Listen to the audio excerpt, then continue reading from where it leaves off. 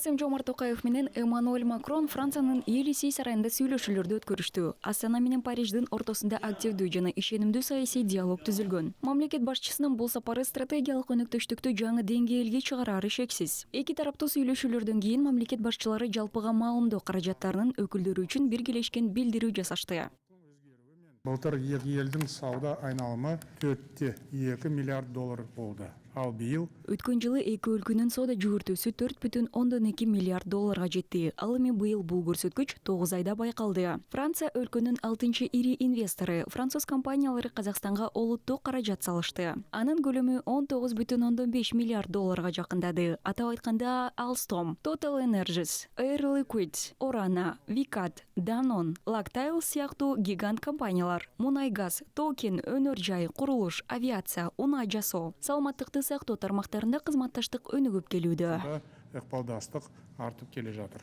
Касым-Жомарт Токаевдин айтымында тараптар жашыл энергетикага, сейрек кездешкен чийки заттарга, климат, суу чарбасына, инновацияларга жана жасалма интеллект тармагына басым жасады. Казакстан өз рыногунда иштөөгө ниеттенген француз компаниялары үчүн тартымдуу шарттарды түзүүгө даяр. Учурда агроөнөр-жай комплекси, саламаттыкты сактоо, каржы жана туризм чөйрөсүндө жаңы долбоорлорду ишке ашыруу пландаштырылууда. Мындан тышкары тараптар илим жана технология багыты боюнча кызматташууга ар дайым ачык.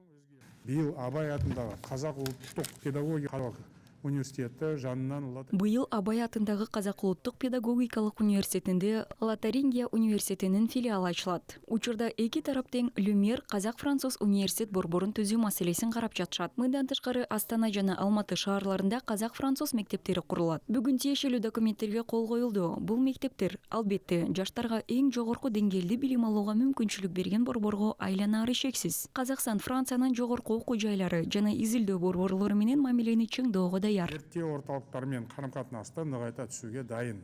Эки өлкөнүн президенттери стратегиялык өнөктөштүктү мындан ары активдештирүүгө багытталган биргелешкен декларация кабыл алышты. Касым-Жомарт Токаевдин Парижге болгон мамлекеттик сапарынын алкагында эки өлкөнүн делегация мүчөлөрү тарабынан жалпысынан 36 документке кол коюлду. Анын ичинен жалпы суммасы 2,2 миллиард долларды түзгөн бир өкмөттөр аралык, 21 мекемелер аралык жана 14 соода келишим бар.